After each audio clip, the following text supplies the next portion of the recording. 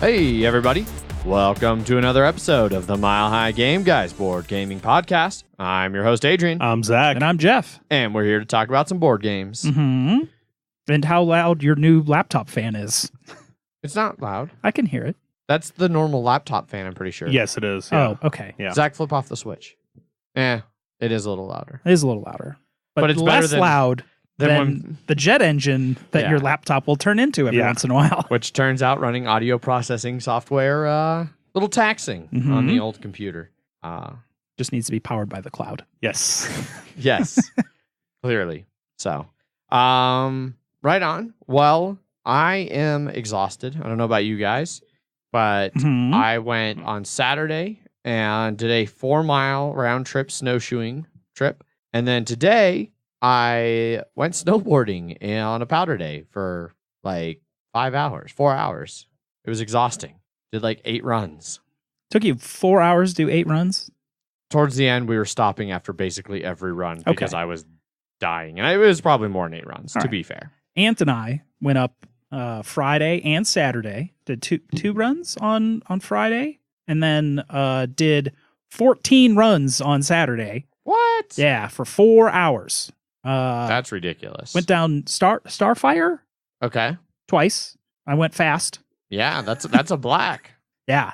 Went down like Elk something a couple times. I don't know that one. Elk Run. It's by Porcupine. Don't know that one either.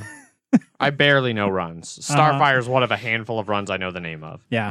Ant likes Starfire because he can go real fast. Yeah, that's definitely Ant's haul ass route. He hit 66.3 miles an hour, supposedly. Yes, I was there. At least Like, no, according to his. Oh, Yeah. this time? Yes. Oh, because he hit over 60 one of the times I was with him. Yeah. Like 2 years ago. Yeah. And I am also tired. Zach, what about you? You slept for like 5 hours the other day. And then I was up for 5 hours, and then I slept for like 4 more. Uh-huh. 9 hours of sleep. I watched a bunch of videos. Yes. Yeah, that's about it. No snowboarding or anything? No. Surprisingly, I No. didn't feel like going up this time. Yeah. Maybe next time. And buying gear. Yeah, and right. snowboarding. And a pass. Yeah. All of those things. I think we get guest passes. I have no idea how they work. I think we get them though, right? Yeah, but I mean, like, the guest passes that we get are like, hey, you get $40 off of your $130 ticket. So you're still paying $90 to go snowboarding for a day. That's not bad. So, No, thank you. yeah. It's so much fun, though. Holy shit. I'm getting better. A lot better, apparently. Megan and I we went all the way to the very back mountain, and You hiked that hour up to the top of no. Oh, We didn't hike to okay. the back bowls. Oh, We okay. went, so that's on the second mountain. Is Okay. the hike to the big far back bowls. Said we went to the furthest back mountain, the third mountain, and that one has a shorter hike to 2 smaller bowls. And we got there right as they dropped the rope to let people start going back there. Nice. And Megan ate it so hard dropping into the bowl. It I was almost I was sitting up there because she was like, "Okay, well, go ahead." I was like, "No, this time I'm gonna actually wait. I'm gonna watch you go, so that way if you get stuck down there in the powder or something, like I can do something to help you." Mm-hmm. And she takes off and just immediately eats it. And she kind of sits up, and she's facing away from me, and I keep waiting for her to look back, like, so I can get like a thumbs up signal or something, and she's not. I'm like, oh man, I need to go down and check on her. And I was just about to go down and check on her, and she stood up and then just dropped the rest of the bowl and went all the way down through the flat. And I was like, all right, she looks fine. She's fine. And then I barely caught up with her by the end of the lift because she just hauled ass the rest of the way. So, but it was a lot of fun. I have yet to snowboard on powder. It is dreamy. Okay. It's fantastic. I did fall on my ass on a very steep slope and found out what you have to do to stop when you do that. So Would you like to explain for the listeners how you stop when that happens? You're on your ass, and you will slide down the rest of the slope on your ass unless you just dig in your board. But then I came up with Plan B, which is turtle over, flip over from heel side to toe side, and dig your toe edge in, and then your body will just stand up, and you just keep going. You didn't just like stand up and then immediately fall back over. Well, I was going by that time. My back was towards down the mountain, so I sort of just stood up and went. Nice. Did that like 3 times. There you go. Yeah, I've fallen on steep runs like that, and yeah, if you can dig your edge in and then just kind of push up just right, you can usually pop up onto your board. Yeah, I wasn't going to try and do that from like the heel edge up. Fair enough. I was definitely going to flip over and do that. Okay. Yeah. But yeah, had a lot of fun snowboarding and Snowshoeing. snowshoeing. Snowshoeing was more relaxing, less fun. Okay. If that makes sense. You Well, it weren't was a good group that I was with. You weren't exactly going up a 14 or anything? No. Okay. It was a gentle little hike up in Rocky Mountain. Nice and snowy. Apparently, all the hikes I've ever done are only 14ers and nightmares. So Yeah, 14ers are not my favorite thing. those are the only hikes I've been on. I have to get you to do some normal hikes. It's like, oh, this is what hiking is. Yes. David, you've been lying to me this whole time. Sounds about right. David came along with us on that snowshoeing hike. I believe he might have been the only person to think to wear sunscreen. So My nose is a little red today, actually. Yeah. You should have seen Julie's face yesterday. Yeah, Julie's even worse off than I am, which is impressive. I was also the only one who forgot to bring sunglasses, so I'm surprised I'm Ooh. not blind. Yeah, Because it was a bright, sunny day. I'm sure. But enough about all that. Indeed. That's all outdoor stuff. Yeah. And we're here to talk about board games and other There's- indoor things. Well, there is one more outdoor thing. So we had snow in Denver yesterday, and we had Thundersnow, We did. which I was taking a nap at the time, and then the thunder woke me up, and I just assumed it was raining, and then I got up later, and I was like, it was snowing. That was clearly Thundersnow. And it was like they were gigantic fucking flakes. Yeah, they too. were huge. Yeah, we like- were leaving in the middle of it. And Like it was quarter nuts. to like $half size. Clumps Yeah. of snow falling out of the sky. Pretty much. Good spring snow right there. Well, we ended up meeting a listener yes. on Sunday, and when we were leaving that, it started raining, and then we just called it it was soft hail because it was right when it was about to start snowing, but it was hail, but these are just like soft little puff balls just kept hitting us. Yeah. We're like, what the fuck is going on? Yeah, Is this the apocalypse? And the weather went down from like 50 to like 32 within like 30 minutes. Yeah. It was ridiculous. The listener, by the way, was Joel. Yes. He was in Denver with his girlfriend, who has a friend who lives here, and he had got a hold of us on Twitter for some brewery recommendations, and we recommended all our favorite places. Then we were like, well, then Ant recommended all of his favorite places. well, I asked Ant for recommendations. Oh, okay. I specifically tagged Ant, was like, hey, dude, Gotcha. like, what other breweries? But Ant volunteered after I tagged him to be like, hey, I'll give you a tour of Epic. And we were all kind of like, we have a fan in the area who's going to our favorite breweries. Why aren't we going? Uh-huh. Okay, so we're going then, Yes. right? And Jeff died. I But did. The rest of us. I slept for 2:30 to 8 p.m. That's a lot of sleeping. It was. This was the day after snowboarding Oh, for 4 hours. that so- makes more sense. Yeah. But yeah, like I was getting ready to leave because Megan and I wanted to go up to go snowboarding, and I was sitting there watching it. Like, it started raining, and it was like raining kind of hard, and then it looked like it was hailing, and I was like, oh, I really don't want to walk like the 2 blocks to my car in this. And then it looked like it kind of died down, and so Zach and I were both like, all right, let's go. And we got, I don't know, 10 steps out the door, and it started back up. But it was like, oh, this hail doesn't actually hurt. Yeah. So I mean, it was either that or watch Blood Bowl. So yeah, which that was It was getting tiring. it was David and Ant. Yes. Somebody How- got surfed. I think Ant surfed 2 of his dudes. he served one by the time we left. So. Yeah. At one point, David had almost his entire team surrounding one of Ant's guys Uh-huh. and tried to foul him and did not succeed. He Yeah. fucked up the roll. Real bad. David put like all of his dice in timeout by the time we left. It was I don't know how he hilarious. finished the game. He had no dice. They were all in timeout. How'd the listener visit go? It went well. Yeah? Joel seemed pretty cool. We talked a little bit about our Friday review, Dinosaur Island. So he Mhm. got the inside scoop on Zach and I's feelings of Dinosaur Island. Mhm. Nice. He's already pledged for the expansion and everything. Okay. So, but yeah, it was cool getting to have another beer with another listener. Yep. Yeah. Which that reminded me, the last time that happened, we also went to Barrels and had beers at Barrels. Yes. So that's Oh, yeah. I was there for that one. Yeah. No, that's not going to happen much longer, though. nope. Nope. Well, at least not by the same owners. No. Yeah, and potentially not the same brewery. depending on if they buy just all the equipment and then take over the space and use Yeah. it as an expansion instead of keeping barrels around. Indeed. I don't know. We'll see how that all shakes out. It's Very sad. Barrel Beer Co. wants the owners want to sell by the end of the month, or it just gets handed over to the landlord who's going to run the brewery, and then Who knows?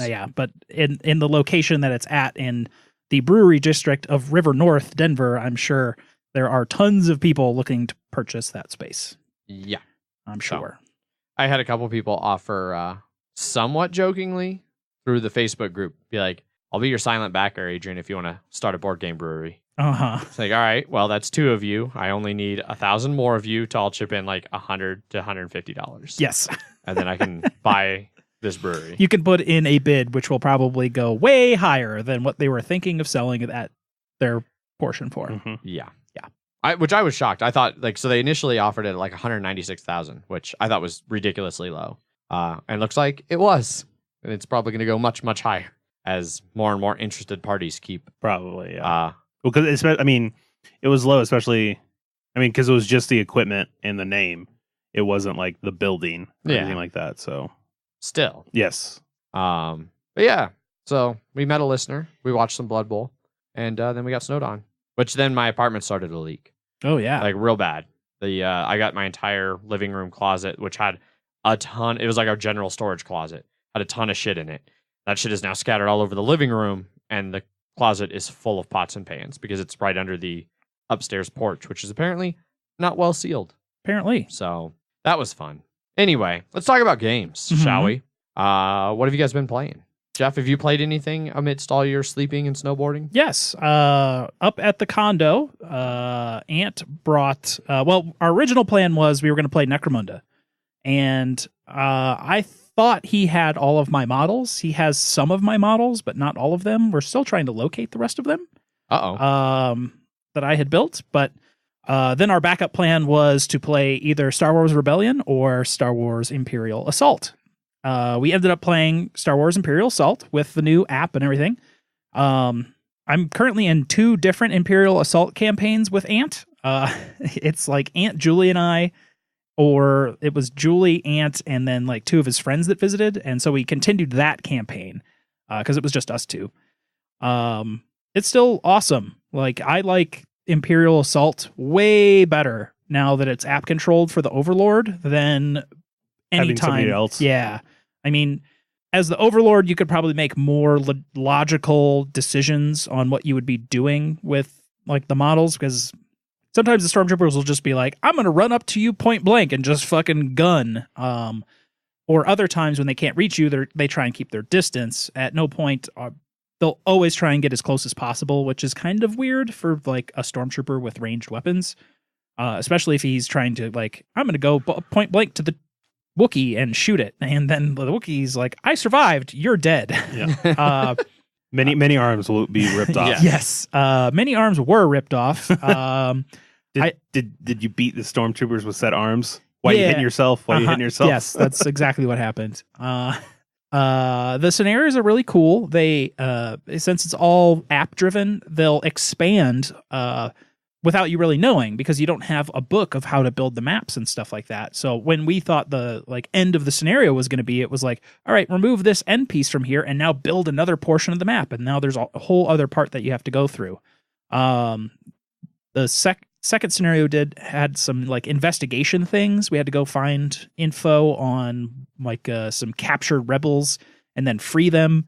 And then IG-88 showed up and he like fucking like monkey stomped someone out of nowhere. Nice. Like it's like IG-88 will land on the person that has taken the least damage, and they are now stunned and take like the red die and damage.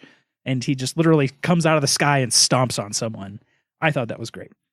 They had like a broken spine injury. Yeah. Shattered. Yes.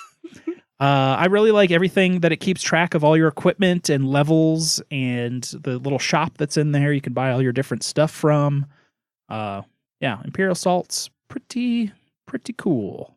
Unfortunately, I never really played the original one much enough to know if like these scenarios are similar or not. But from what I can tell, they're not really similar. Really? Yeah. But I'd have to look at the original scenario book to compare and contrast. Yeah. But I don't own the game, so. I do. Yeah.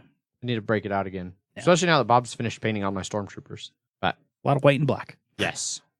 Zach, what about you? What have you been playing? So on Wednesday, I got to try out Safranito. Saffron. I keep wanting to say Safranito. Treat. Yeah, exactly. The Safranito treat. Exactly. So Safranito, which is a dexterity game about basically it's set collection. And Because cooking. Yes, it's about cooking. Sure, Getting spices. getting spices together. Mhm. Really.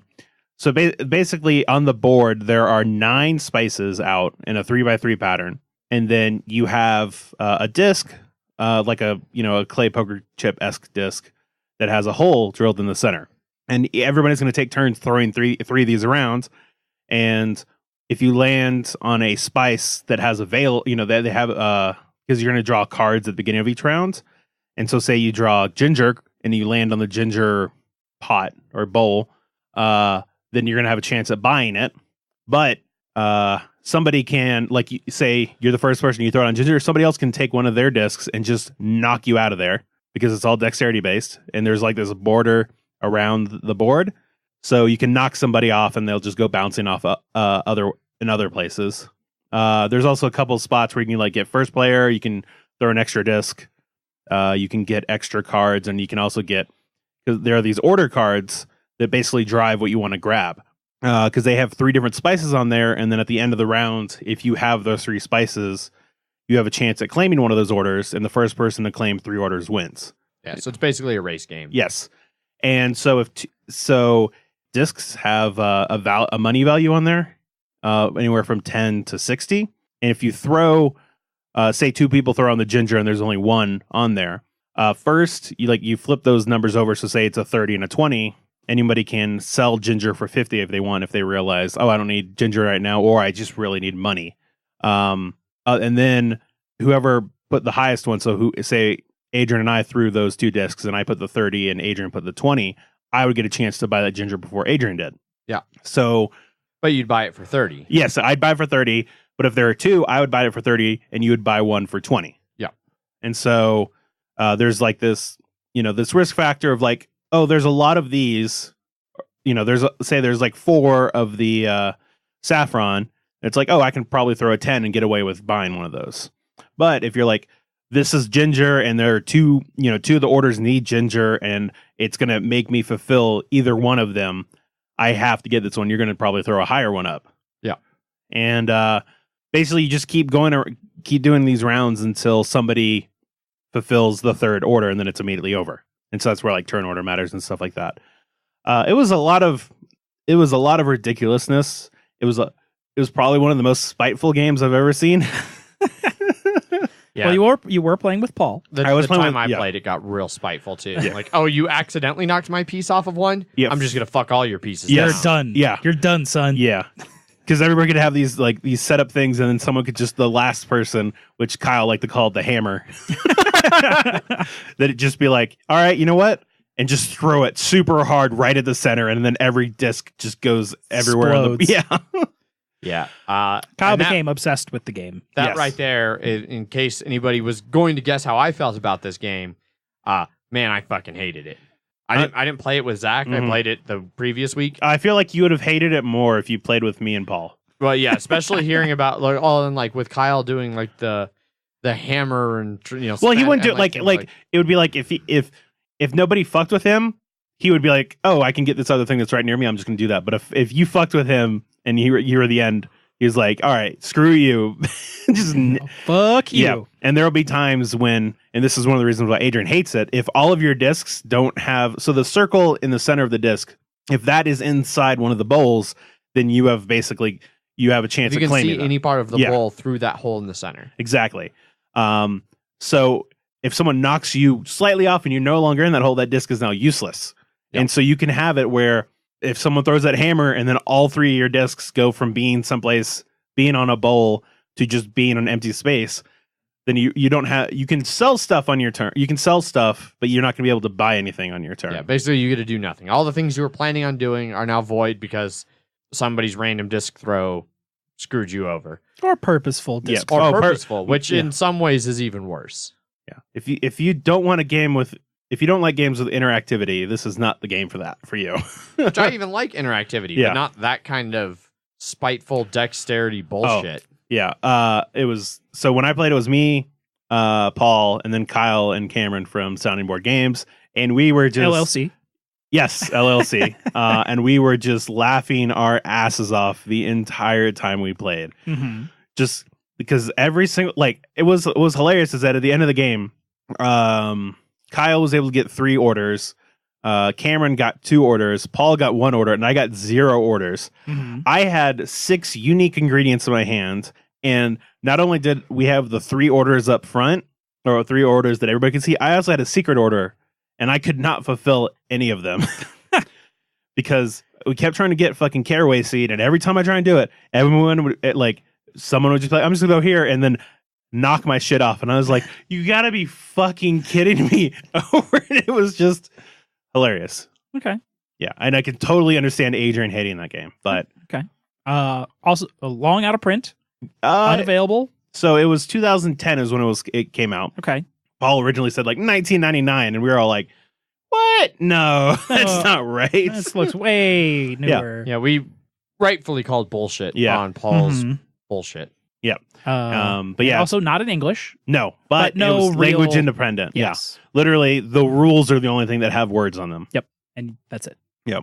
But yeah, it was a lot of stupid fun. Doesn't play very long either. No, it took 30 to 45 minutes. Yeah. And as long as you have the right group for it and you're okay with everything just going to shit at all times, then I think you could probably enjoy it. Okay. Yeah. And also you had the dexterity thing where you couldn't throw that board, you basically couldn't throw past the board with your hand. So do you know what I mean by that? Yes. Okay. And so if where I was, if your hand crosses the edge of the board while you're throwing, your throw's invalid. exactly. Yeah.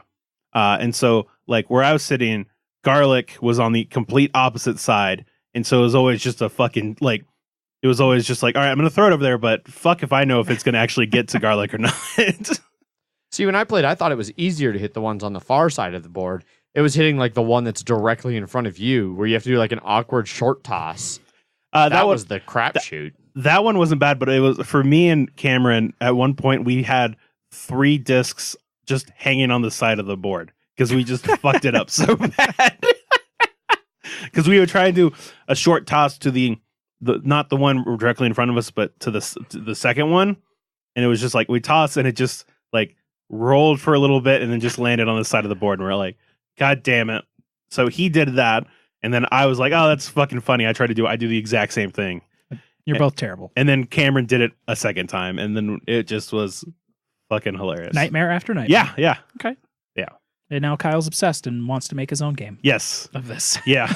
because he can't find it anymore. I don't know, 24 hours after that, I saw on Facebook, it's currently drilling my poker chips. Holes in the center of Yeah. poker And I was chips. like, I wonder where he got that idea. And it was also fun fact, poker chips have a metal interior. Well, his clay chips did. Yes. Not all ones do, but Yeah. Did you play anything else? I did play cribbage that night too. You know cribbage, right? Yeah. Okay. I had a 21-point crib. What? It was 26 is the max? 29. is the max. 29. Yeah, Okay. 29 is perfect. That's 3 5s and then a jack, and the fifth card that gets flipped over is the 5 that matches your jack. And what's the shape of the boards that's the one you can't get? 18. 18. 19. Something like that. There's cribbage boards that are in the shape Yeah. of numbers. Yes. Okay. But that one was basically I was deciding between I had an 8 and a 7 in my hand that I had to get rid of one of them, and I was like, I'm gonna keep the 8. I'm gonna throw the 7, and then an 8 came up, and I was from the front. It's oh sweet, that's gonna be 2 points now because it's a pair, and then two more points in the crib. And then when I revealed, there were 2 8s, a 7, a 6, and then that third 8. So I got a triple run and And a bunch of 15s. and a bunch of 15s. It was hilarious. I also remember the end of one of the games was no matter what anyone threw down, you were going to win. Oh yes, yeah. On that one, on that last one, it was because Jenna threw a 4. If Matt had basically between a 10, he had 10s, and he had a 3, and he was he could throw either one of those. But I had an ace and a 2 in my hand, so either one that he threw, I was I'm gonna get points anyway. So really it was Jenna's fault that I won. Gotcha. Yeah. I like Cribbage a lot. I had the game that I played with him last week. On the last round, it was Matt had 120 and I had 119, and I was able to I had to play cards first, and I was able to push it to where he had to pass on that first round, and so I was able to get 1 point. And I had one card left in my hands. It was a 7, and Matt had 2 cards left in his hands. He had a 10 and an 8, and he was trying to figure out which one he wanted to play, and he played the 8, and then that caused me to play the 7, and then I won because of it. It was amazing. Right on. Yeah. For myself, I have played a few different games this week. Finally back to playing games after last week where I didn't play shit. I taught Megan Flip City, which she had won back in the raffle. We really liked it as a 2-player game. Like most other times I've played it like 4, and I think it just drags a little too much. In 2-player, I think it goes quite a bit smoother. Just the going exactly right after the other person back and forth. And then like a lot more of the screw you cards, they kind of balance out because if I flip this and put it in their pile, they're gonna probably try and send something right back my way, which happened a lot in our game. But I enjoyed that. And then today after snowboarding, we decided to play a 2-player game of Terraforming Mars since she had got me the new insert and we hadn't either one tried 2-player. And so we set it up on the Elysium map, and for most of the game, it felt like she was kicking my ass, like real bad. For instance, she had the city company, and she put out 4 cities to my 1. Okay. She got all 3 of the milestones. Oh my God. And we each got 1 of the goals. And in a 2-player game, there's no second place on the goals. It's just whoever wins gets the 5 points. So we were a wash on the goals. Fortunately, I had early on gotten a Jovian planet, the ones that give you points for Jovian tags. So I was actively hunting Jovian tags. And so I ended up scoring like 25 points from cards alone, which got me really close. But I ended up being like 7 points shy of beating her, which is particularly frustrating because 2 rounds before the game ended, during the draft, I wasn't paying attention and I accidentally passed her the other score 1 point for every Jovian tag card. And so she took it and played it, and that scored her 3 points. And if I had kept it myself and played it, it would have scored me an additional like 8 points. So it was like an 11-point swing that would have been the difference maker. And that was like 2 turns before the end of the game. You deserve that. I was real mad at myself. Like I handed her the cards and she looks at them and she goes, "Why did you give me this?" And turns around and I went, "Oh, no, Tixie Backsies. Here, I'll give you this one. This one that goes with your cities. It works for your cities. Please trade me back." And she rightfully would not. Good. Surprised she didn't just like shred it in front of you. But it was still a good game. I was definitely like going for those Jovian tags. They're typically higher cost cards. So although I was getting a lot of money, and I had the company that gives your titanium a +1, so your titanium's 4 instead of 3, and I had good titanium production, but I was still only getting to do like 2, maybe 3 builds a turn. Meanwhile, Megan was just building card after card after card, and like a lot of them had other actions and stuff. So it definitely got to the point where like I'd do like maybe 2 rounds worth of actions and then hard pass, and then she'd do like 7 things. And like it ended up being a close game because like that's just the way my Jovian strategy worked out. I was playing a lot of really high value cards, and they were typically worth like it'd be a card with a Jovian tag that was worth 2 points by itself, coupled with the Jovian thing, which would give it an extra point. And but it was just a really slow play style, and so the game got real boring for me. Like while I had to sit there and watch her do like 7 or 8 actions every turn, which was kind of unfortunate. That's probably my biggest complaint playing with it 2 players. It also went to around like 10 or 11, which is a little bit on the long end of Terraforming Mars. I feel like a lot of times it ends in like 8 or 9 in a 3 or 4 player game. So still enjoyed it. Terraforming Mars is a great game. Or 4 hour, or like 5 hours. If you're that one guy, yeah. Yeah. Yeah. Did he say how many rounds that was? 13. Yeah. But it's basically they kept playing cards to get points instead of trying to push the objective or the parameters. Yeah, which like I was saying, we were talking about it a little bit in the pre-show. I don't get, because like so many of the cards push the parameters on their own. Like I feel like you have to make a very conscious decision not to push parameters. And then even then, so many of the cards require parameters to be up at a certain level that you have to push them to get a play a good chunk of the cards. So I don't know. That seems weird to me when people have that issue with the game. I don't know. I've never seen that to be even a remote problem. No. But some people play games wrong. Some people play the wrong games. Also, yes. Real quick before Jeff goes into... do you have Bloody Minute this week, Jeff? No Bloody Minute. No Bloody Minute? Ant played David. Yep. Ant's plus move doubles Ghoul got minus moved. I don't think That's David good. took any real hits. And then Ant has... we were talking earlier about surfing and stuff. David was trying to foul the shit out of Ant's mummies is what was happening because he couldn't get the ball.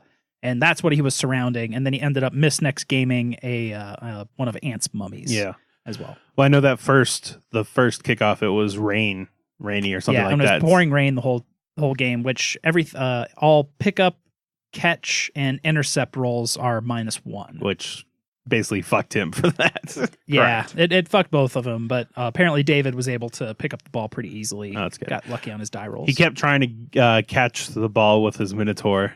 Or only when it didn't matter, or when there were balls, when the ball was just bouncing around. We kept cheering on him. Yeah. Because at the end of the first half on round 8, when it didn't he basically wanted to crush the first 3 guys, and Ant had all those other guys, at the end zone. Mm-hmm. And so after he knocked all the 3 linesmen down, all of us were cheering on him to do a completion with the Minotaur. Complete with the Minotaur, complete, or whatever, the beast. Complete with the beast, complete with the beast. David's Beast of Nurgle. Yes. Yeah. I should make a quick note. Ant is playing in another league that's in the South that he is crushing. He was telling us about that. Yeah. He's doing really well in that league. But that league uses the special play cards, which we have banned from our league because they are total horseshit. Yeah, they are. Ant just sent me a picture of one of the cards. I'm not sure if he got it or his opponent did. It's called the Kingmaker play. Play at the start of any of your turns before any of your players takes an action. Pick a player on your team and make an action with them. Each time you make a die roll for that player this turn, excluding armor and injury rolls, you can choose the result instead of rolling. However, you have you suffer a turnover immediately after that. Yes. So it's basically score a touchdown or... Yeah. Yeah. But if someone's totally fucked and surrounded, yeah, if they get the ball and there could be a huge line of guys and it could be 6+ dodges 12 times and you have 100% chance of making that entire play. Yeah. Which No, is it's super bullshit. wow, that is bullshit. Yeah. Special play cards are total horseshit in Blood Bowl. Yeah, fuck that. Fuck that. Well, in that case, since you don't have a Bloody Minute, other than the quick update you just gave us, which I Indeed. guess will count as a Bloody Minute. Sure. So before news, I do want to bring up, I don't know if you guys got a chance to see this. There was an NPR article that went around the other day about the fastest theoretical game of Monopoly ever. And it was basically 21 seconds, 9 die rolls, and a turn and a half. I think it was 2 turns. 2 turns, yeah. 4 rolls of the dice.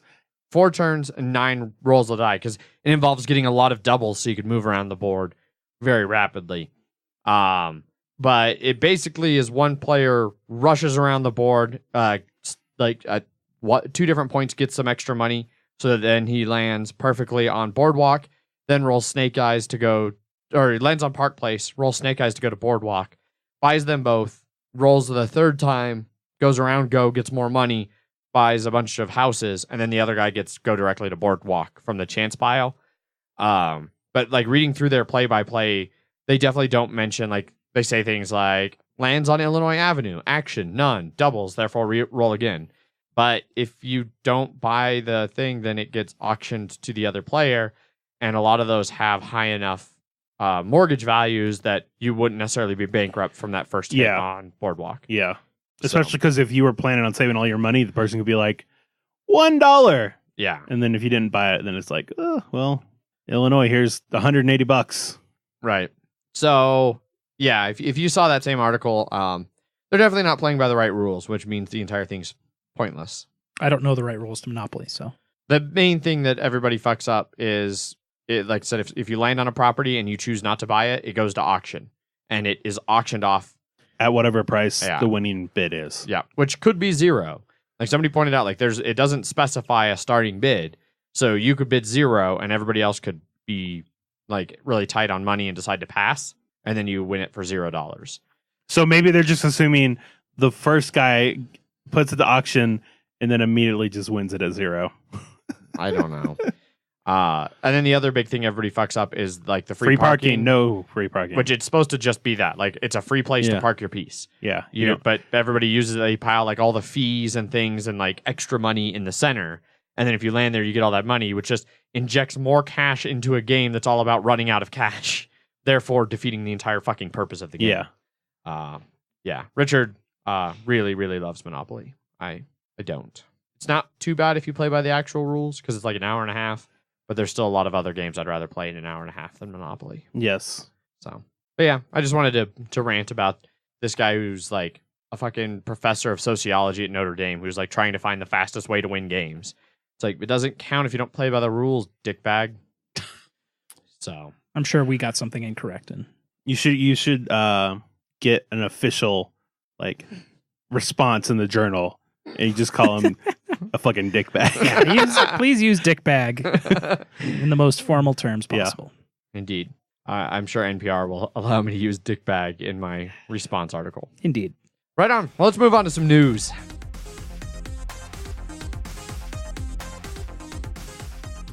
News.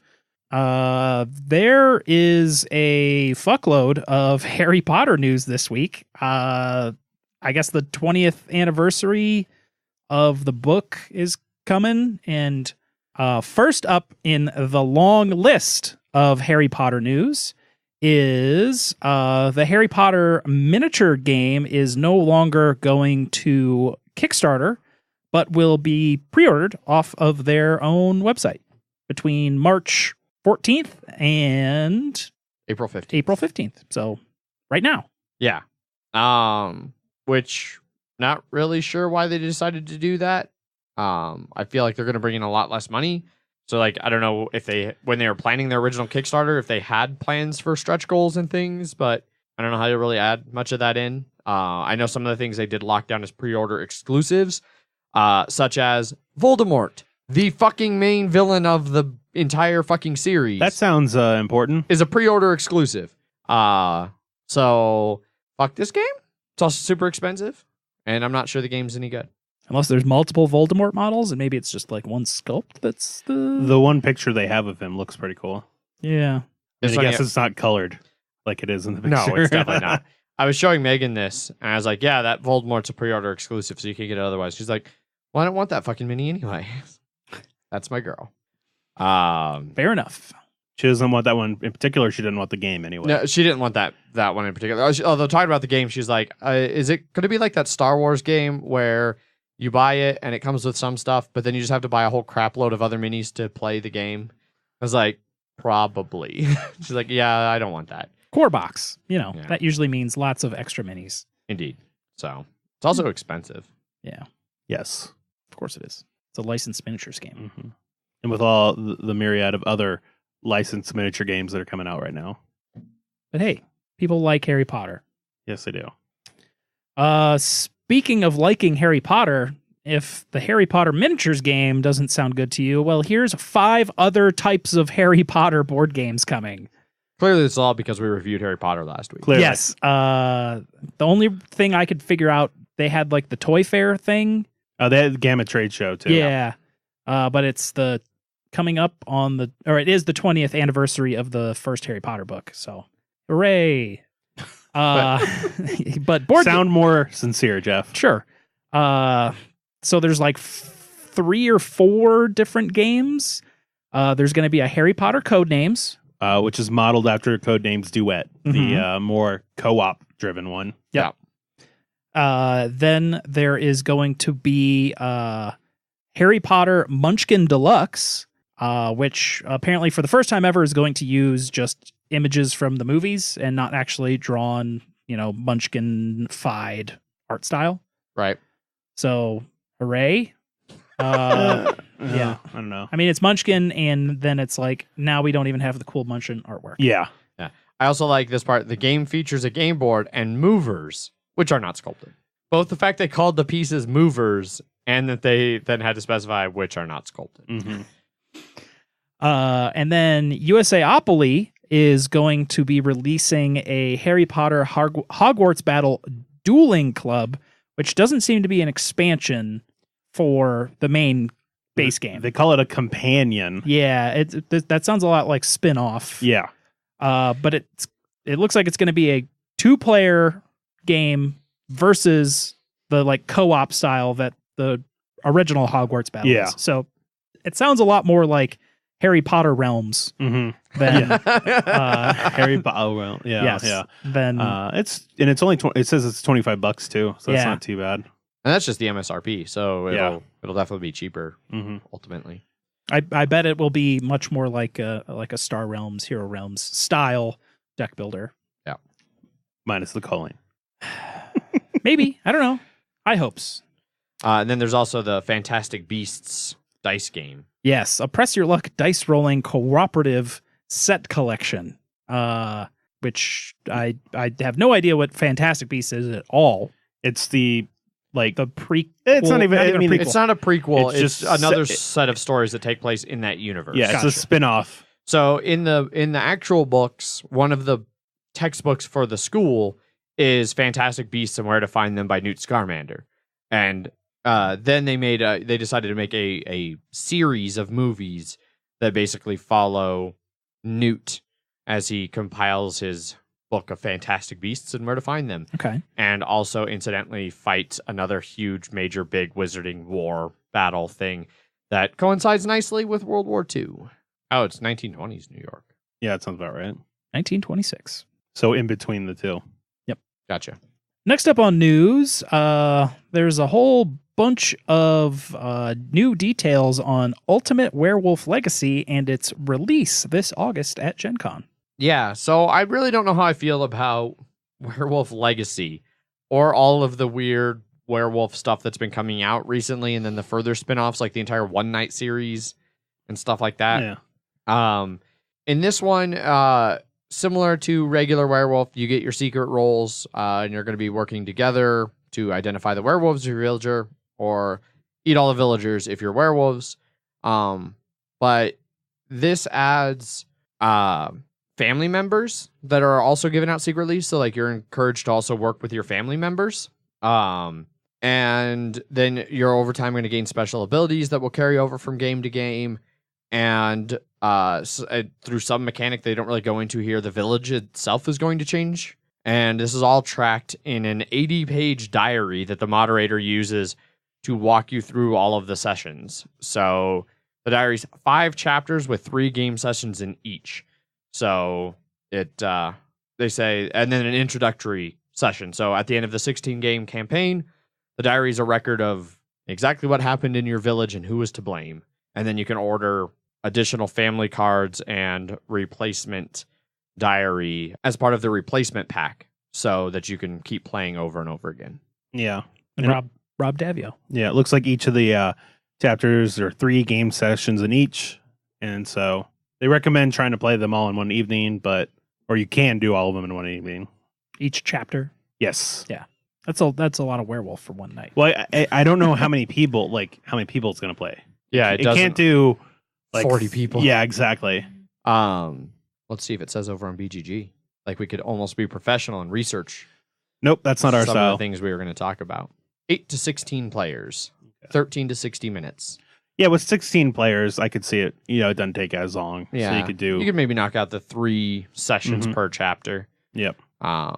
Especially if you're going to make more of a night of it, which I could see doing more with this one. Like if you had a group of, somewhere between 8 to 16 friends and you wanted to be like, hey, once a month for 5 months, we'll get together and do this. Or once every couple weeks for, a couple months, then, get together at somebody's house, have some drinks, sit around the living room and murder each other. Sounds like a lovely evening. Mhm. I agree.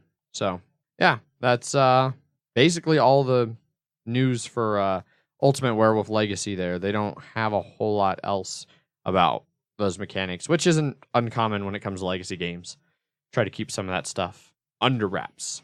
Next up on news, Project Raygun is partnering up with Adult Swim and making a Samurai Jack board game, Back to the Past, which is supposed to come out this summer, and it's based on the last season of Samurai Jack, which I watched as a lover of Samurai Jack and is super depressing. So hopefully this board game will be just as depressing. Yeah, I know exactly nothing about Samurai Jack, and there's really not much information Well, about this game. he has to get back to the past to stop Aku from taking over the future. And Aku sends him to the future where he rules, so it's a lot harder for him to defeat him. But he has to get back to the past, like the song says, to defeat Aku, which is a big kind of demon monster thing with fiery eyes. Gotcha. Yeah, I can't, like, it doesn't even mention, I can't tell if this is a cooperative or competitive game. I have no idea. No information. There are some minis. Minis look good. Yeah. Scotsman's in there. I mean, they look, they don't I know look, you have no context. they look, so. yeah, I have zero context. How accurate do they look, Adrian? That's what I want to know. Which one is Samurai Jack? Wow. Do you really need to ask? Is it the second one there? The dude that looks like he's in a samurai robe? Maybe. I don't know. It's either him or the giant black demon. I'm guessing that's Aku. Yes, it is. Correct. I'm guessing that the fish-looking dude is Ahi. No, that is the Scotsman. That is the ghost of the Scotsman. So the last season takes place 50 years after the end of the original series, like 15 years, 20 years ago or whatever it was.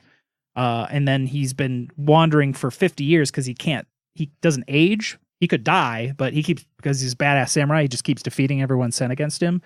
But then he also can't win and get back to the past, so he becomes really depressed and just kind of wanders around in a cool motorcycle and armored suit, like with a gun. There's also, anyway, because those are all that's story of this. I don't. So the know. Scotsman is a friend that he meets. Okay. And then it's 50 years later, and he's trying to defeat Aku, and then Aku kills him as he's trying to defend his like 500 daughters while they flee. The Scotsman. Yeah. Yeah. He got busy. Yes. There's a girl. He also has a machine gun leg. So back. I'm gonna go. As a ghost, does he still have the machine gun? I don't know. Okay. I don't remember. Jesus. There's a woman mini here that is very reminiscent of like old cartoons, like Jetsons style. There's a dog also very reminiscent of old cartoons. Dog with a big bushy mustache and a tall hat. That's a callback to the very first episode. There's a big-armed, short-legged caveman troglodyte looking dude. That's Monkey Man. He jumped good. And then I have no fucking clue what to call that thing. Is that a penguin? It looks like Max. Dig Dug or Diglett or whatever the fucking Pokemon is. That's basically the mole creature that's a brown stump sticking out of the ground, but dressed in a weird blue jacket and with Super Saiyan hair. What was that? Super Saiyan hair. Ooh. Ooh. I also don't watch Dragon Ball Z. Clearly, it's gonna Super Saiyan. There you go. Okay. Yeah, I don't really remember that character very much, but I think it is a well-known character. Saiyan, Super Saiyan. Yeah. Jesus. I don't care. Anyway, I'm sure there will be some crazy $120 collector's edition because it's from Project Raygun, and it will add like 2 miniatures, and they'll think that's worth $60. Yep. Yep. Fuck those guys. Well, fuck those pricings. That's what it is. Well, who sets the pricings? I have to Those guys. The Alamo Draft House. I don't know. So yeah, Samurai Jack coming soon. Yeah. Last up in news, if you want BIOS Genesis, BIOS Megafauna, and John Company, you best buy them in the next couple weeks or a month and a half, or they're gonna burn that shit to the ground. Yeah. So essentially, Phil Eklund has been having just an obscenely large amount of unfortunate circumstances surrounding these games. First, he got super screwed by Ship Naked, who just sent his games all over the fucking place with no rhyme or reason. And then he had to... Just like, I don't know, it's free. Just keep it. Yeah. Yeah. And then he finally found somewhere to store them and somebody who was going to handle shipping and logistics and all of that. And that was fun again. Fun again, shutting down all of their warehousing, all of their distribution, and just they're going to be 2 game stores in the Pacific Northwest. And so they're like, hey, all these games that are in our warehouse, you gotta move them. And the warehouse is closing on May 1st. And they're like, if there's anything that's still here on May 1st, it's getting destroyed. Which I wonder what they mean by destroyed. Like, can I, like, is there a big dumpster that's going to be there that I can just go hide out by and just wait for them to dump all the extra games? I'm pretty sure they're just going to have one guy with a steel-toed work boot, and he's just going to step on each game over and over again. Individually crushed. Like a can. They're just going to have a giant pool of water, and they just start whipping the games into the water. Then they light the pool on fire. And, it's a pool of gasoline. Oh, yeah. Yeah. Jesus. But yeah, Phil, in his message that he mailed out on his mailing list, he mentioned that there are over 1,000 games of Genesis, Megafauna, and John Company that need to be sold by May. Because he's already taking a loss on all of them thanks to the Ship Naked fuckery, and he can't afford to ship them a 4th time. And just he's not going to keep digging that hole. At some point, you got to just cut your losses and walk away. Unfortunately. Something sunk cost. Yep. Yes. Thankfully, Neanderthal, Greenland, Pax Emancipation campaigns all wrapped up successfully, and those are getting printed and will be shipping out, not with Ship Naked, with somebody who actually does things. Doesn't suck. Yeah. So yeah, go order those games. If you want BIOS, now is the time, or in the next 5 weeks. The next 5 weeks is the time. And also something real quick we forgot to mention last week, or even like 2 weeks ago at this point. Azul's first player marker is getting upgraded. And then instead of just being a little piece of cardboard, it's actually going to be an actual piece of resin, like the rest of the cool ass tiles in that game. And I believe it was like the actual pattern was sculpted in there too. Yeah. And I think it's free as long as you pay for shipping or if you attach it to something else. Yeah. But they're also already sold out. All right. So I think they're going to be doing more very shortly, but I think they already gone. But all new editions of Azul, when they start doing Azul, we'll start having those. Yes. Apparently enough people were like, dude, what the fuck? I bet enough people were like, dude, I accidentally threw that away. Like, I thought it was the proof of purchase. I thought it was the saying that this was the first fucking punch board. Yeah, so Azul's real good. You should pick it up. I'm a big fan. And that's it for news. Indeed. On to the wide world of Kickstarters, the first of which is Dragon Keepers by Vital Lacerda and Katarina. His daughter. Yes. In case you're wondering. Mm-hmm. I was. Just about funded 12,000 of its $20,000 goal, 480 backers, a little bit less than 3 weeks to go, and you can get this one for $25, and that's it, because there's nothing else. There's no deluxe edition, no fancy, nothing. $25. You can get a 2-game bundle for $48 if you and a buddy want to go in. 2 copies of the game. Yeah, so like we mentioned there, this is a game by Vital Lacerda and his daughter Katarina, who I believe is a teenager, like 13, 14, something like that. And this was her first design, and then Vital worked with her to tighten it up a bit and, get it ready for the masses. It does not include shipping. For those $25 price point there that Jeff mentioned. It's going to be $5 for the US and varying amounts for the rest of the world. They mentioned that unfortunately, as shipping costs are continuing to increase all around the world, they can't keep offering to cover full shipping, but they'll subsidize most of it, which like US and UK are $5, Canada $6, most of Europe $6. Australia $6, like at most it's 15. Yeah, so that's actually reasonably good. I mean, obviously, like for a $25 game, $15 is almost over 50% of the cost of the game. But some would say 60%. Some would if they did the math. Hashtag did the math. Anyway, Dragon Keepers plays out in 2 different modes. There is the Keeper mode, which is the light mode. It's a competitive game using Push Your Luck, which takes 10 to 15 minutes and plays 3 to 6 players. Designed for young children, the goal is for you to heroically defend 3 different dragons from the evil hunter. Then there is Dragon mode, which is a cooperative game that takes 30 to 40 minutes and plays 2 to 4 players. This mode, they say, requires a bit more strategic thinking and is suited for adults and older children. The goal is for the players to train a predetermined number of dragons and have them attack the hunter. So this game really just reminds me of what was the DreamWorks Dragon? How to Train Your Dragon? How to Train Your Dragon. I mean, it's her favorite movie, and that's why she wanted to make a game off of it. Okay. That makes sense. Yeah. Which, you know what? That's a great choice. Great fucking movie. Yeah. Oh, it's an amazing movie. Real good movie. I never saw the second one. Second one, it's good. Not nearly as... Okay. Yeah. Have you watched the Netflix series at all? No. Okay. I wonder how that is. I'm sure somebody can tell us. But anyhow, the art style and everything very still reminiscent of How to Train Your Dragon. And also Raiders of the North Sea, because it's the guy who did that art from Raiders of the North Sea. So it looks really good. Yes, the art is fantastic. Yeah, because I was looking at it, I'm like, this looks like How to Train Your Dragon, but all like the people looked like Raiders, the Raiders guys. And I was like, it's him. Nice. Yeah, the art on here looks really good. I like it a lot. Yeah, you can easily tell, like, with that picture right there. Yeah, for sure. So each player picks a different keeper to represent, and each keeper has their own deck. Each deck has a variety of different keeper colors, which the background matches your player color, and then each keeper has a unique color. So, like, the white keeper protects white dragons, the blue keeper protects blue dragons.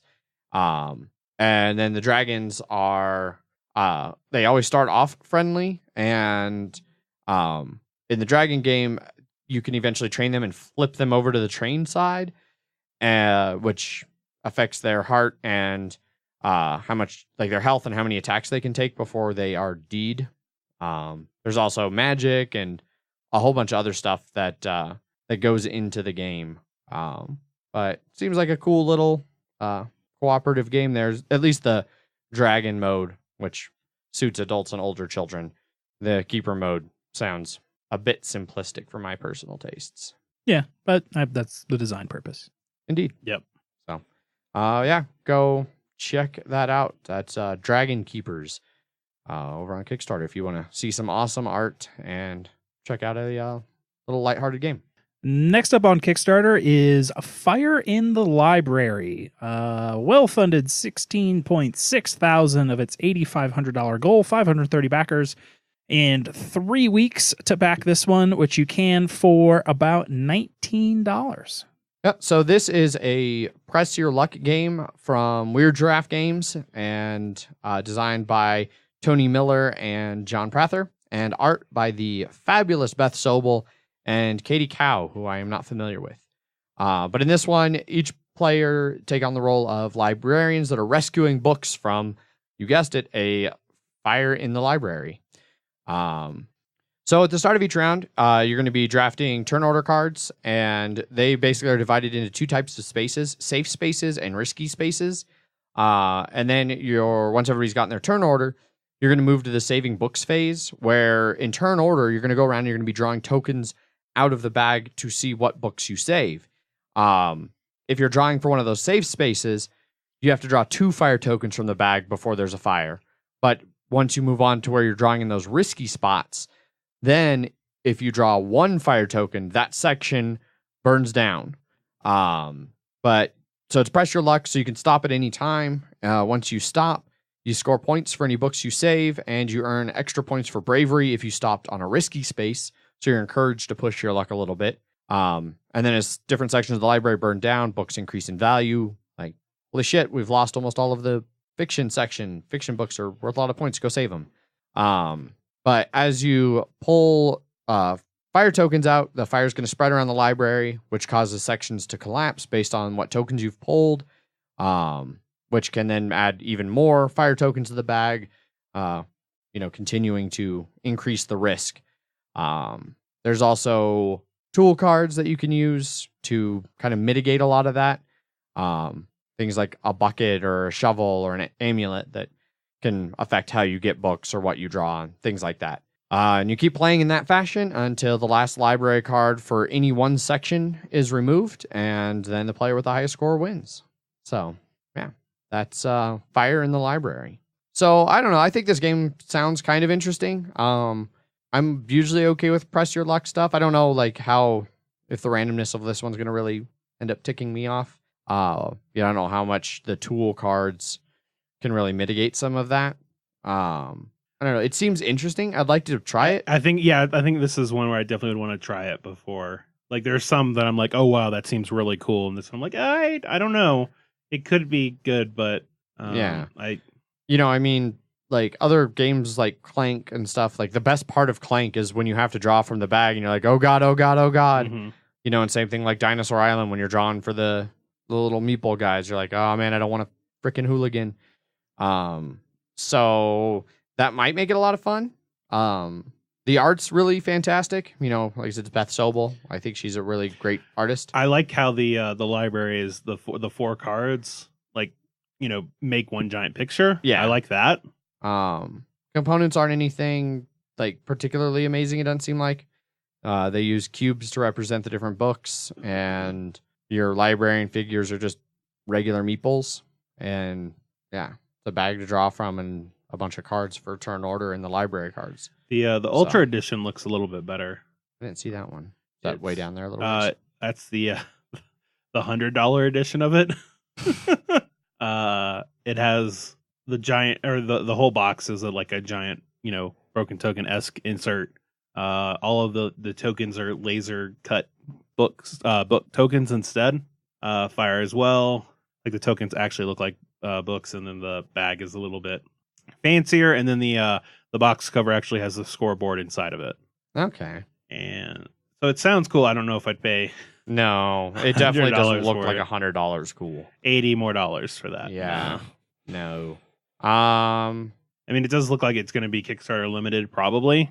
So if it does interest you, unfortunately, like this is one of the few problems with Kickstarter.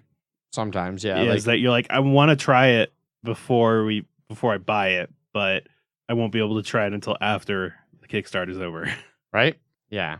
But yeah. So go check it out. Take a look and see if it sounds like something that would be interesting to you. I mean, it's a 30-minute game for 1 to 6 players. Like, there's not a lot of games that play that many people that quickly. So it might make a, good little addition to the collection in that regard. Yeah. So, wow. They're well funded, so it's getting made. It's happening. Yep. Go check it out. Like I said, that's Fire in the Library. Next up in Kickstarter is Pacific Rim Extinction. Very well funded, $135,000 of its $49,000-ish goal. 1,300 backers and about 2 weeks left to pledge this one, which you can for $49 for the regular or $91 for the starter bundle. Yeah, so Pacific Rim is a scenario based tabletop miniatures game with massive fucking minis, like 75 millimeter minis. Mm-hmm. I think they come pre-painted too, right? It says painted. Yeah. It only comes with 2 in the base set, one kaiju and one Jaeger. One Jaeger. Jägermeisters. And you can play as either the defense corps commanding the Jaegers and fighting the kaiju, or you can play as the kaiju and try and wreck everything. So the base set comes with the Gypsy Avenger and the Shrike-Thorn kaiju, which I don't remember which one that one was. Well, this is all from the new movie. Oh, this is all from the new movie. Yeah, it has John Boyega as one of the Rangers. Yeah, so these are all the new monsters and mechs. Gotcha. So there's 2 ways to play that. You can either play the quick play or constructed battle. Quick play, you use some quick play cards that are included in the core set and easy setup guides so you can get everything set up and fighting right away. Or in constructed battle, you customize your Jaegers and kaiju and then go like crazy and fight. Kaiju player chooses the scale of the attack based on the rating of all the kaiju in play. then the Jaeger player builds up a response force, and Jaegers, Rangers, upgrades all have point values that you try and build up to be equal to or less than double whatever the Kaiju's threat is, and then you start fighting. For the Kaiju player, you uncover a secret objective at the start of the game. To win, you need to meet that objective. As the Jaeger player, your goal is to protect humanity. So you have to defend the cities as the Kaiju's running around smashing everything. Each player has their own abilities, customization options that can kind of make them unique. And yeah, like there's a whole bunch of stuff. It's hard to kind of go over like everything that can be modified. It's a mini game, so there's a lot. Yeah. So I'm guessing this one is just, one-on-one for now, and then you can add more mechs to do, because it says 2 or more players. Is it like that, or do you have like... I can't tell from their overview of gameplay. Because I know there's, 2 Rangers in each Jaeger. So is it like one person controlling one of those? But that doesn't make sense. So yeah, I'm not really sure, and it doesn't do a good job of explaining that. Especially because that deluxe edition we were talking about earlier, that comes with an expansion that includes 2 more Jaegers and another Kaiju. And then there's a bunch of add-ons and stuff that you can purchase, optional buys and things that add even more Jaegers and Kaiju and things like that. So I don't know. Guess is the answer. I don't know if it's 1 Kaiju per player, 1 Jaeger per player. I'm sure it's 1 Kaiju, but yeah. I do like that it comes with 3D buildings and stuff, so it's not just 2 guys on an empty board. Yeah. No, the components actually look pretty sweet. They've got the 3D buildings. They've got different types of terrain and building hexes that you use to make up the city. It's a 3-foot by 2-foot poster mat that you build the city on. Pretty big. Yeah. Yeah. So it looks cool. It looks cool. I just hope the gameplay matches that. That's where I'm skeptical. It was cheaper than I thought it'd be, because I feel like I saw like something that came with like 2 minis and it was like $80 or something like that. But yeah. Yeah. So yeah, that's Pacific Rim Extinction. If you want to have a tabletop board game of smashing Jaegers into Kaiju and vice versa. I am a big fan of big dumb monster movies. Yeah. Next up in Kickstarters is Monumental. About halfway funded, $98,000 of its $184,000 goal, over 600 backers, 3 weeks to go. You can pledge this one for $117 or all in for $270. Jesus Christ. Yeah. Yeah, so in case you didn't gather from the price of this is your $100 miniature game of the week. It's so big that it comes in 2 boxes, at least. At very least. So yeah, in this ridiculous minis game, you play 2 to 4 players, and you are competing against your opponents to lead your civilization through the ages. You assemble military to conquer territories. You can focus on scientific research, build wonders, all kinds of stuff. It's basically Civilization, the minis game, is what it sounds like to me. Each civ has its own deck of cards, warlord figure, and soldier miniatures. On your turn, you draw and activate cards, combining effects to develop your civilization. And you'll fight with all of those minis that come along. You can fight barbarians to loot resources or wage war against your opponents. Each civ has 20 different miniatures that you then deploy out across the modular game board to fight.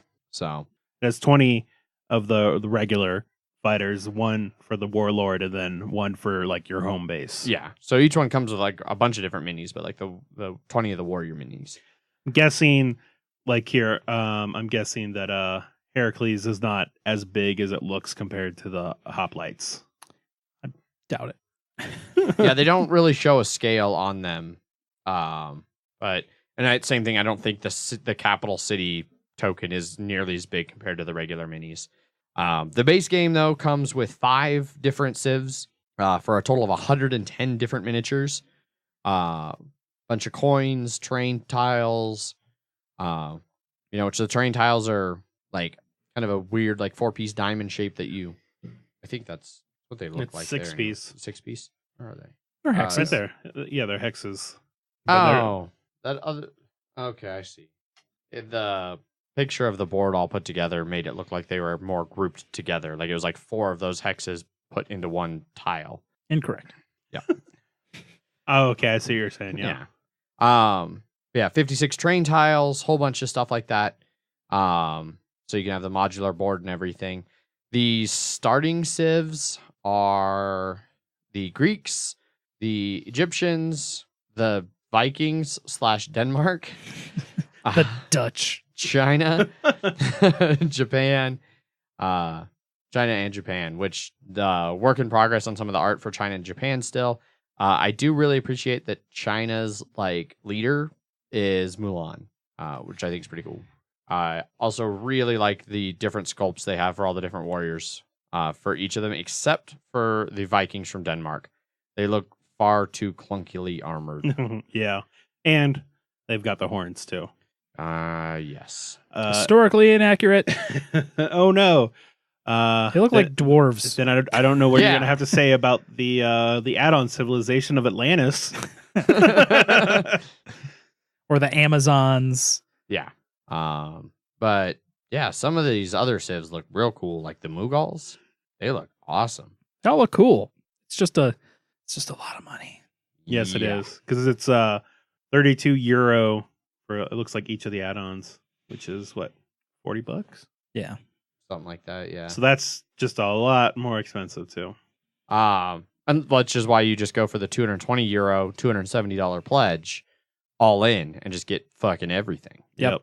Better be the best game of So- all fucking time. Which it probably isn't, but I don't know. This one at least looks more interesting than your standard minis game. Indeed. At least the way the train and everything builds out. And Like it's I got said, it deck seems like building. Civilization, the minis game, which strangely appeals to me. All right, we're gonna drop $272 I am on it. not. Neither am I. Mostly because I don't have that kind of money. I've already spent all of my money on the next Kickstarter. Which the next Kickstarter would be? The next Kickstarter that we're going to talk about is Iron Harvest. A video game. So we're taking a break from board games. Yes. Iron Harvest is well funded, 701,000 of its $450,000 goal, over 9,000 backers, and 3 weeks left to go. You can pledge this one for $45 all the way up to $290, $750, a whole bunch. It's a fuckload of money. So Jeff, why are we talking about this video game? So this video game is based on the wide world of Scythe, the popular board game. Indeed. So, not based on the board game. It's based on the universe that Jamie Stegmaier licensed to make a board game from.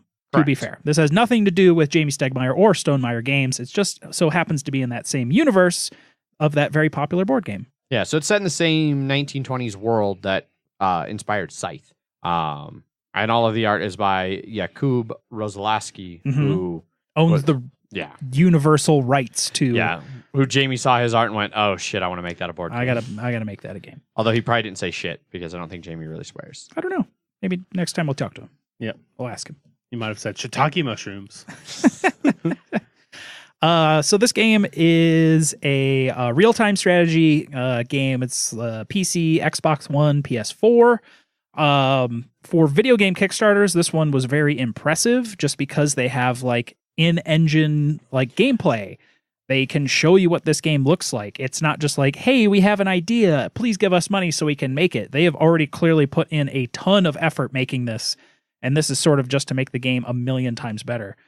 If anyone has ever seen the RTS Company of Heroes, World War II real-time strategy game, this is very reminiscent of that in But with its mechs. visual style, except with cool-ass fucking mechs. So quick question, Jeff, are you going to be in this game edition? Is that the one you got? You in the game edition for 700? No.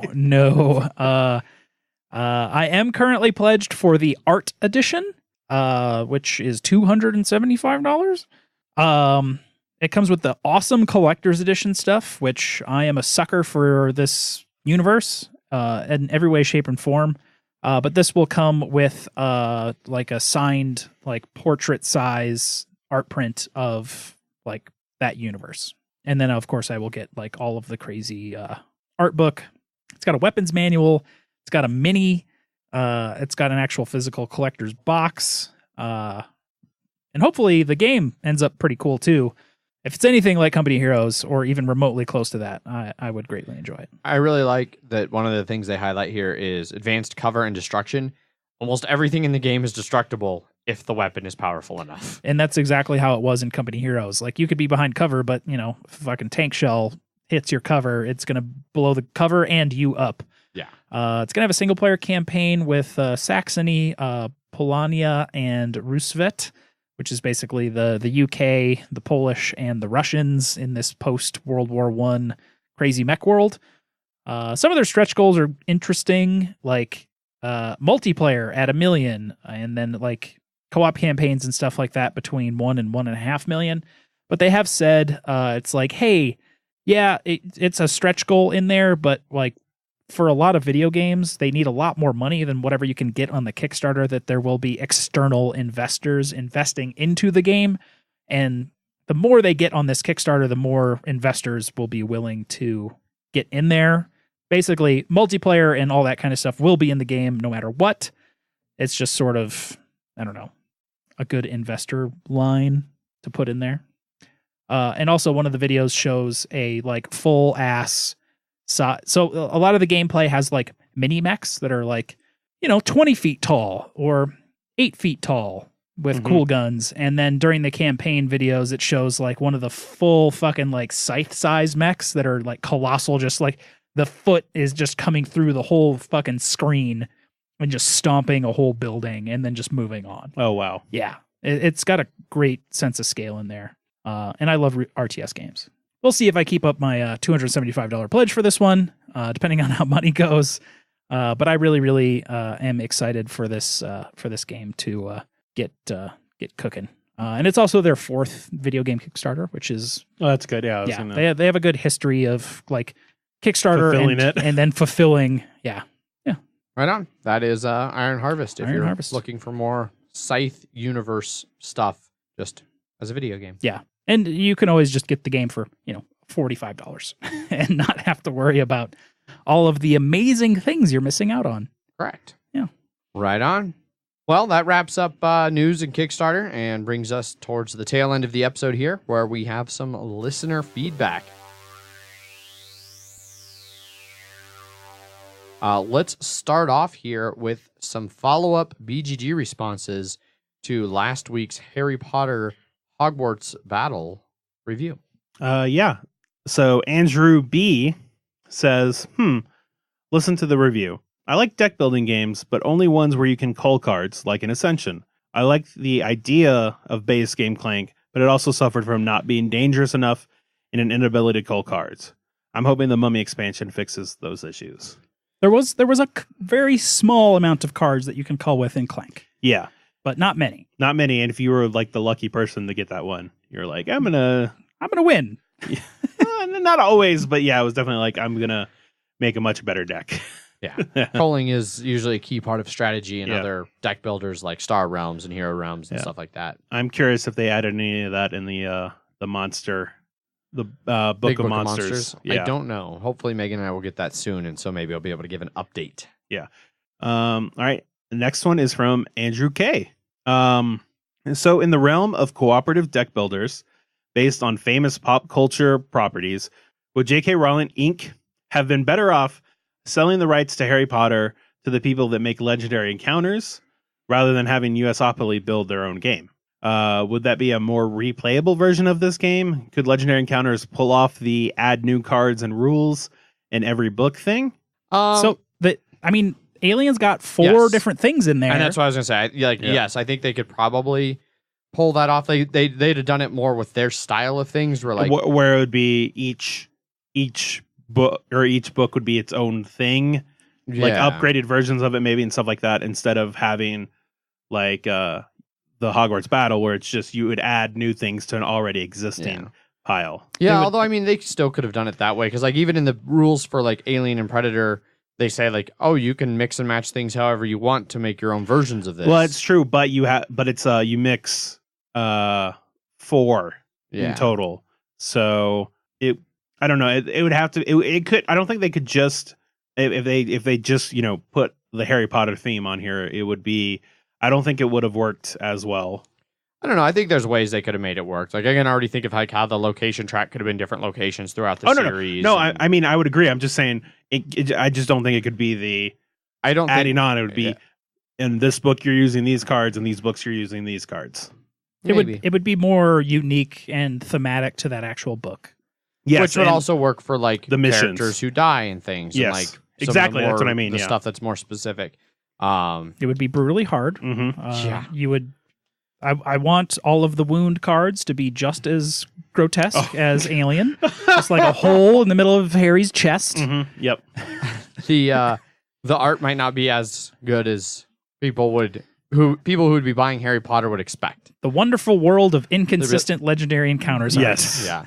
Yeah. Like this is a really shitty artist version of Ron from the movies. Yeah. I think it'd go maybe more towards the like legendary Buffy, which is apparently more of it's like in between legendary encounters and then like Marvel legendary because it's cooperative and stuff, but it's not as brutally hard as these ones are. Yeah. And I don't think they have the hidden enemies and stuff like that. That wouldn't really work as much. No, and I don't think that would work for Harry Potter either. Exactly. It doesn't make sense. Yeah. Like it does for Predators and Aliens. Exactly. And then the chestburster rips out of Hagrid's chest. Yeah. Oh, obviously you still have to have that. And then they have to hunt it in the woods. But then it would also be. I mean, yeah. And then it just becomes parts of the mythology. It's just the alien in the woods. Yeah. But I think they were better off choosing USAopoly because I don't think Upper Deck would make a bunch of different styles of games for Harry Potter, whereas USAopoly is. Yeah, except now that Andrew asked this question, I'm really sad I don't have a Legendary Encounters version of Harry Potter. I think I would have liked that even more. Like I like Hogwarts Battle. I think it would have added to the replayability. I would agree with him on that. For sure. He also did have one comment in our Slack channel too that I was just going to read real quick. Sure. Which if you haven't joined the Slack channel already, you definitely should. Link it's the best way to call us on inane bullshit. Yeah. Or just interact with us in general, or watch us interact with each other, which is usually a version of that. Yes. So Andrew goes, Luna is in Ravenclaw, not Hufflepuff. Fucking casuals, which is true. And I even asked, I was like, who said that she was in Hufflepuff? Because that really could have been any of us. Yeah. And I was like, if he was going to say me, I'd be like, well, I knew she wasn't, so I'm sorry I made that mistake. If it was you, I'd be like, Adrian, what the fuck were you doing letting that slide? And it was Jeff. Jeff said it, and you all let it slide. That was half a minute after you almost put Cedric in Ravenclaw before you thought about it and got him in the right place in Hufflepuff. I was like, that makes sense. Yeah. Not sure why we didn't correct him. I love calling people out on minute errors, especially if they don't have much knowledge in it. Mm-hmm. Which I don't. And by not much, almost none at all. Exactly. I know Hagrid lives next to woods, and the alien would have ran into the woods. What if an alien fed off a unicorn in the woods to turn into an alien? What kind of nightmare alien would that turn into, huh? A unicorn alien? Yeah. A unimorph. Yeah. Oh, God. It's got a horn on the front. Yep. And then the horn opens up in a smaller horn. Okay. But it's got a little mouth on it. Okay. Moving on from that nonsense. Yeah, so if you ever have follow-up questions, comments, whatever, for reviews we do, jump over to the Board Game Geek Guild number 2731, where you can leave that feedback. And we'll address it on the show, because that's what we do. We address pretty much anything and everything that people send us. Speaking of fan feedback and things, another way you can get a hold of us is you can send us emails. Emails at milehighgameguys.com. Just like the following few people did. Jeff, Indeed. you got those emails already? Indeed. Also from Andrew. Andrew K. Hater, for those of you who have forgotten. Indeed.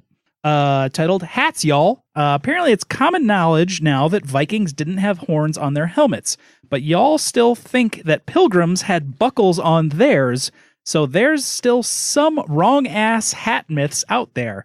Buckles were expensive. The pilgrims were so poor, they didn't even have buckles on their belts, much less on their shoes and hats. They were a bright, shiny status symbol. Basically, everything that's the opposite of pilgrim beliefs in equality and humbleness. Also, buckles on hats didn't even come into fashion until decades after the pilgrims left for the colonies anyway. Now we know buckles on hats. Yeah. Everything I've known about Thanksgiving has been clearly crushed. Yep. Yeah, there's really nothing accurate about our portrayal of Thanksgiving. Zero. It's a lot worse. It was a lot nicer. Our portrayal is Yes, a lot nicer exactly. than it Yeah. actually was. Since I'm writing you anyway, I'll correct Adrian here too, not just on Slack. It's Carol Ingian. Carol as in Charles. It's the next word. Yeah. Charles Martel or his grandson Charlemagne, because English is stupid. Let's translate the first guy's name, leave the other one in French, but smash it together and take the adjective from German. That makes fucking sense. Also, in response to the other guy who emailed you claiming to be a history major, this is all I have to say. At no point in your rambling, incoherent response were you ever even close to anything that could be considered a rational thought. Everyone in this room is now dumber for having listened to it. I award you no points, and may God have mercy on your soul. Which didn't have the last part because it was just a GIF. It was, but I wanted to read the whole thing. Yeah. Because that's appropriate. Yep. I mean, it was a rambling and incoherent response, but it was also delightfully entertaining. Thanks, Hater, for yet another wonderful email correcting our bullshit. And then we learned something too. Next email. From Andrew B. A parody on the struggle of finding a good game group. So buckle in. This one's buckle in. long. Setting a scene. 30 confused gamers sit around a room as I stand up to speak. Hello, everyone. The 30 of you may be asking yourselves, where's the free food I was promised and what the hell am I here for? Well, first, the food is still on its way, maybe. And second, you're at my casting call for 1 to 3 board gaming buddies. You see, I have a problem. I'm a perfect gamer. That's not the problem. I'm smart, funny, and excellent teacher. I play quick enough, enjoy heavier games, and even amazingly find time to shower daily. I'm the fucking gamer unicorn. Unfortunately, my problem is that there's only one of me and almost all of my favorite games require at least 2 players. Since cloning myself has proven difficult, I'm left with the unfortunate task of finding someone that's an acceptable, watered-down substitute. Great way to start it off. Right. I expect many of you to ask, what's in this for me? Good question that I can't answer. But I'll mimic Kickstarter and gain your unreasonable interest with the promise of ridiculous minis, stretch goals, and exclusives that you don't need and didn't realize you wanted until now. Nice. I see some addicts twitching already. Let's get started. You 30 candidates have been pre-selected as possible gaming buddies. Through a variety of simple questions, I should be able to quickly whittle out the unworthy. I assume the 4 of you with your hands up since I started have questions. You remind me of the people that interrupt 5 seconds into teaching a game. Y'all are out. So, like I said, 26 candidates. You, and you staring at your phone. Nothing's worse than playing a game with inconsiderate assholes that have to be peeled from their phones to start planning a turn. Adios. On to the first question. How many of you want to play Flux and Munchkin for 3 hours? Wonderful. Bye-bye now. Who here loves to talk politics during game night? Nice. Well, as your favorite president would say, you're fired. Keep that bullshit to yourself. Have you ever said, let's just play and figure it out as we go? Or, I don't care, move me anywhere. Peace out. This next one's real tough. Please raise exactly one of your arms in the air. Nice. Most of you reacted right away. A few can't decide which arm. I can see you thinking, is this a trick? Should I lift the arm I can hold up the longest? Maybe he's looking for left arms only. Oh, and one very special person has lifted both arms. Analysis paralysis is a bitch, and I don't want to miss multiple birthdays playing Splendor. Goodbye. For this next part, I'm handing each of you some playing cards. Great job if you're handling them carefully. Anyone chewing, licking, sniffing, tearing, bending, ripping, folding, or otherwise squeezing the life out of your cards, leave now, you monsters. Sorry about that. Where was I? Oh, yes. Have you ever accidentally spoiled a Game of Thrones episode during game night? Well, you're a fucking bastard and not the kind like Jon Snow. Not the good. Not the Not good the good kind like Jon Snow. Bye-bye. Do any of you suffer from heavy breathing, profuse sweating, narcolepsy, or an erection lasting longer than 4 hours? I'm afraid to ask which one. Just leave and maybe see a doctor. Well, there's just one left. Congratulations, you're perfect. You're considerate, well-mannered, and have good gamer instincts. I can't wait to start playing some games with you. Well, say something. What's your name? Damn it. I'm looking in a fucking mirror. Goes home to turn on the Xbox. Andrew. Yeah. It can be tricky to find cool people to play games with. Yeah. This is why I'm stuck with Zach and Jeff. Indeed. Yep. We're the watered down perfect substitutes. Correct. That's it for emails. Emails at milehighgameguys.com if you would like to send us an email. Right on. Well, thanks everybody who sent us fan feedback for this episode. We always appreciate hearing from fans. Also got our first comment over on our YouTube channel because, yeah, we're on YouTube, bitches. If you want to just stare at our logo and listen to the podcast Via YouTube. Via YouTube, you can totally do that.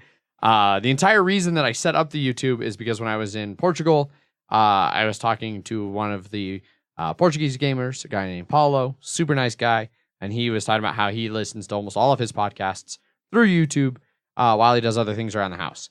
And so I was like, oh, sweet, I'll see what I can do when I get back. Sure enough, it was really easy to turn on the YouTube stuff. We have a YouTube channel now, and he commented on there, I feel like this entire YouTube setup is just for me watching. Judging by the stats, he is correct. So, yeah. Enjoy, Paulo, having the entire YouTube channel to yourself and the other 6 subscribers who apparently don't watch any videos. So feel free to go check that out. youtube.com/milehighgameguys. You can also find us on Facebook and Instagram /milehighgameguys. And we're all pretty active over on Twitter. I tweet under @MHGameguys. I am Zach_MHGG. And I am Jeff_MHGG. And there's always the aforementioned emails. Emails at milehighgameguys.com. And the BGG Guild number 2731, where we do regular episode posts about review episodes. Speaking of which, be sure to tune in on Friday when we review different islands. Spirit Island. The spirit of Dinosaurs Island. Weeks and weeks in the past did we have a Friday episode where we did Spirit Island.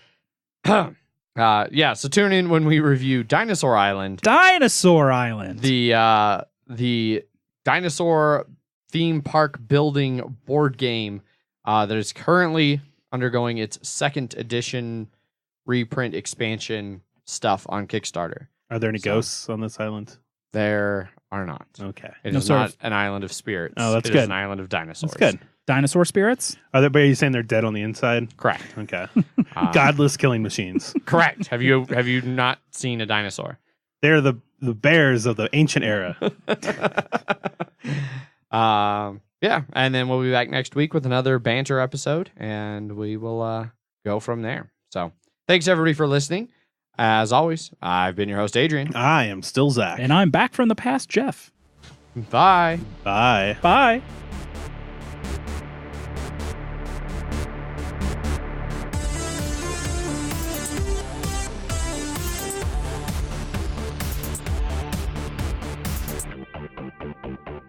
And that's it for news. Yeah, I was just going to say as a side, it really felt like you were just straining to not say a series of unfortunate events, Adrian. Oh, I didn't even think of that. I felt like you were just like a number of unfavorable circumstances.